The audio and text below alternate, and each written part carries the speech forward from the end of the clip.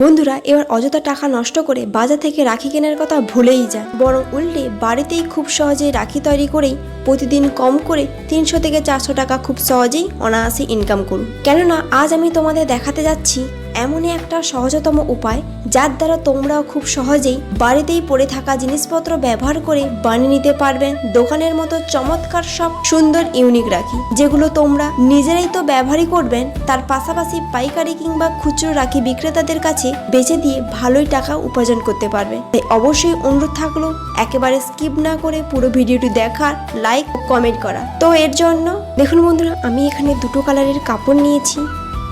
পুরনো ছেঁড়া কাপড়ের টুকরো ছিল, এই দুটোই নিয়েছি, একটা লাল কালারের আর একটা সবুজ কালারের।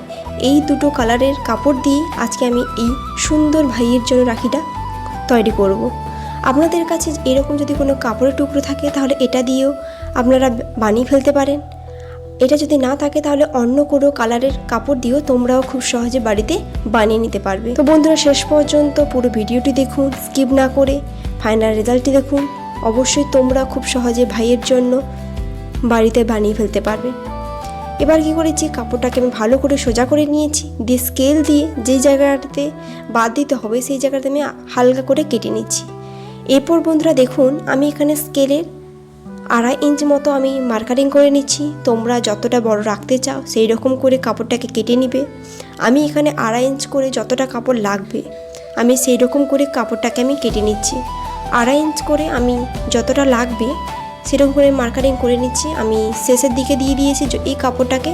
এরকম কাপড়ের টুকরো নিয়েছি আমি। তোমাদের কাছে যদি অন্য কোনো কাপড়ের টুকরো থাকে তাহলে ওটাও তোমরা ব্যবহার করতে পারবে। শেষ পর্যন্ত পুরো ভিডিওটি দেখুন, আর খুব মনোযোগ দিয়ে যদি তোমরাও যদি এই ভিডিওটা দেখো তাহলে তোমরাও খুব কম সময়ের মধ্যে বাড়িতে বানিয়ে নিতে পারবে এই সুন্দর রাখি ভাইয়ের জন্য। বাজার থেকে না কিনেও এত সুন্দর করে বাড়িতে বানিয়ে নিতে পারবে।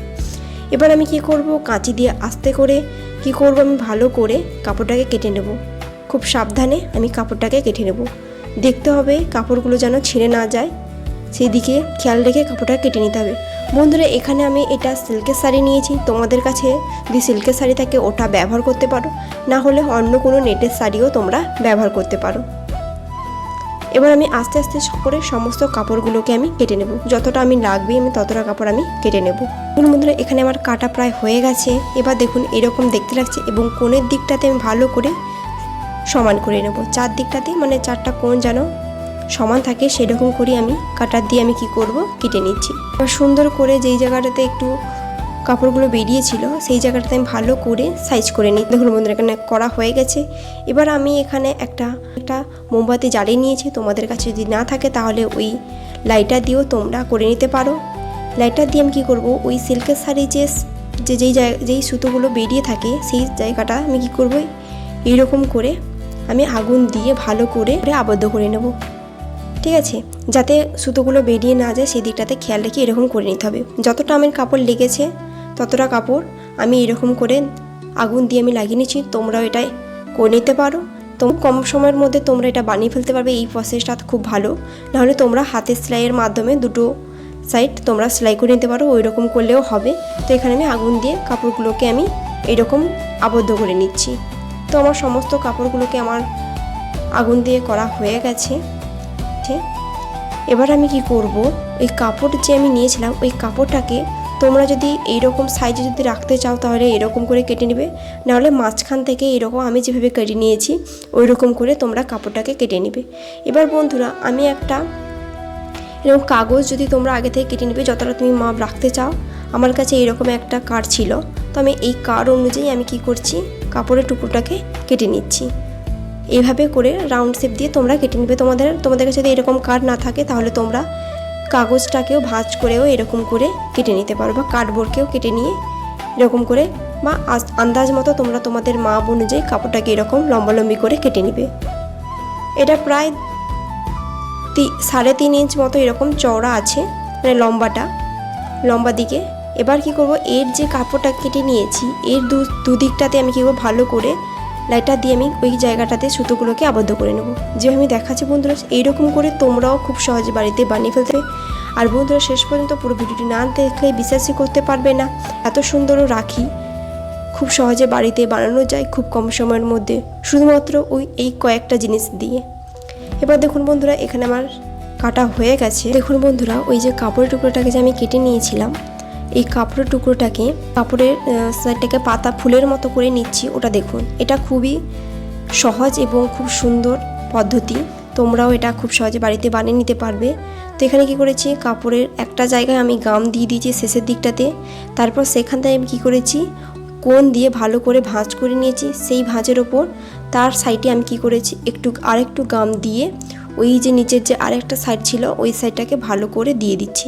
দেখুন বন্ধুরা কত সুন্দর একটা পাপড়ির মতো একটা আকার চলে এলো। এইরকম করে আমি কি করব, সমস্ত কাপড়ের টুকরোগুলোকে এগুলো আমি পাপড়ি আকারে করে নেব।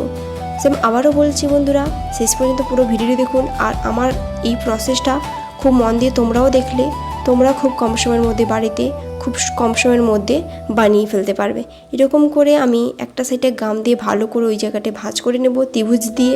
তারপর আমি ওই জায়গাটা থেকে আবার একটু গাম দিয়ে ভালো করে ভাঁজ করে নেব। সেম দুটো প্রান্ততে এরকম ত্রিভুজ দিয়ে ভাঁজ করে নিয়ে সমস্ত কাপড়ের টুকরোটাকে আমি কীরকম পাপড়িতে তৈরি করে নেব। দেখুন মধ্যে এখানে কতগুলো পাপড়ি আমি তৈরি করে নিয়েছি। যতটা তোমরা বড় রাখতে চাও সেরকম করে তোমরা কাপড়টা কেটে এরকম করে নেবে, পাপড়ি তৈরি করে নেবে। আমি একটু মাঝারি ধরনের করতে চেয়েছিলাম, মাঝারি ধরনের করছি, তো আমি সেই রকম মতো কাপড়টাকে আমি কেটে নিয়েছি। এবার ওই যে পাপড়িটাকে কি করব, দুটো সাইড একসাথে করে মাঝখান থেকে এইরকম করে ভাঁজ দিয়ে আমি ওই লাইটার দিয়ে ভালো করে ওই জায়গাটাতে ভালো করে ভাঁজ করে নিচ্ছি। সেম একই রকমভাবে যতগুলো কাপড়ের টুকরোগুলোকে আমি পাপড়িতে তৈরি করে নিয়েছিলাম সেটাকে দু ভাঁজ দিক করে নিয়ে আমি মাঝখান থেকে লাইটার দিয়ে কী করব, ভালো করে ভাঁজ করে নেব। আবার সেম একই রকমভাবে সমস্ত কাপড়গুলোকে আমি এরকম করে ভাঁজ করে নিচ্ছি। দেখুন বন্ধুরা এখানে আমি সমস্ত পাপড়িগুলোকে যে করে নিয়েছিলাম সেটাকে আমি কি করেছি, সমস্ত কাপড়গুলোকে আমার আগুন দিয়ে ভাঁজ করা হয়ে গেছে। এবার দেখুন আমি যে গাম নিয়েছি, এখানে ব্লু গাম নিয়েছি। তো তোমাদের কাছে যেরকম যদি শক্ত আটা থাকে তাহলে সেটাও তোমরা ব্যবহার করতে পারো।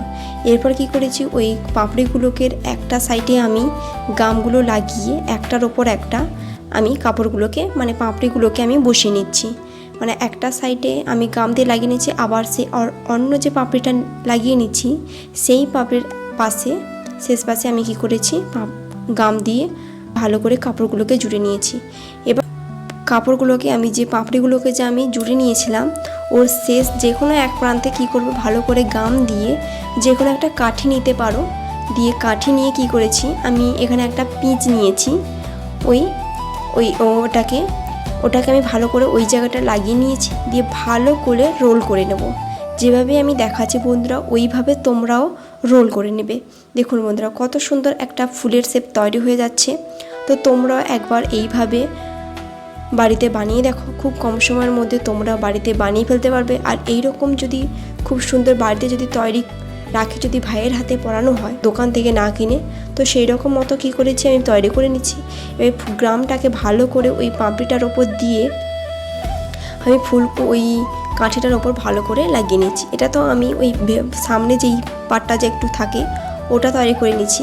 এবার বড় বড় পাপড়ি করার জন্য বাকি যে পাপড়িগুলো যে আমি রেখেছিলাম, সেলাই করেছিলাম না, মানে আঠা দিয়ে আমি লাগাচ্ছিলাম না, ওটাকে আস্তে আস্তে করে ওই ফুলটার ওপর সাইড করে আমি বসিয়ে নেব। আর একটু ফাঁকা ফাঁকা রেখে বসাতে হবে যাতে পাপড়িটা একটু বড় দেখায়, বেশি ভেতরে ঢুকে না যায়, সেই দিকটাতে খেয়াল রেখে পাপড়িগুলোকে বসিয়ে নিতে হবে। যেভাবে আমি দেখাচ্ছি ওই রকম সেম প্রসেসে তোমরা শেষ পর্যন্ত পুরো ভিডিওটি দেখো, এবং আমার যদি এই প্রসেসটা তোমরা শেষ পর্যন্ত ফলো করো তাহলে তোমরা খুব কম সময়ের মধ্যে বাড়িতে বানিয়ে নিতে পারবে এই সুন্দর। দেখুন বন্ধুরা এখানে আমার পাপড়িগুলোকে সুন্দর করে বসানো হয়ে গেছে। আমি কি করব, দেখুন বন্ধুরা কত সুন্দর একটা গোলাপ ফুল তৈরি হয়ে গেল। বা শেষের দিকটাতে ভালো করে গাম দিয়ে আমি ভালো করে কাঠিটাকে আবদ্ধ লাগিয়ে নিচ্ছি যাতে খুলে না যায়। এবার আস্তে করে ওই জায়গাটাতে কী করবো, কাঠিটাকে ভেঙে দেব। যদি খুলে আসে তাহলে ভালো, যদি না খুলে আসে তাহলে কাটার দিয়ে হালকা করে একটু স্ক্র্যাপ করে নিয়ে কী করবে, কাঠিটাকে ভেঙে নেবে। দেখুন কত সুন্দর একটা ফুল তৈরি হয়ে গেল, এবং শেষে তোমরা একটু গাম দিয়ে ভালো করে লাগিয়ে নিতে হবে। দেখুন বন্ধুরা কত সুন্দর একটা ফুল তৈরি হয়ে গেল। কম সময়ের মধ্যে তোমরাও এরকম করে বানিয়ে দেখো। এবার ওই সবুজ যে কাপড়টা নিয়েছিলাম ওই সবুজ কাপড়টার উপর আমি আগে থেকে একটা পাতার শেপ দিয়ে আমি কাগজ কেটে নিয়েছিলাম। ওই কাগজটাকে ওই সবুজ কাপড়ের ওপর ভালো করে বসিয়ে নিয়ে ভালো করে পেন দিয়ে বা তোমরা যে কোনো চক দিয়ে বা পেন দিয়ে তোমরা কি করবে, ভালো করে দাগ দিয়ে কাপড়টা কেটে নেবে।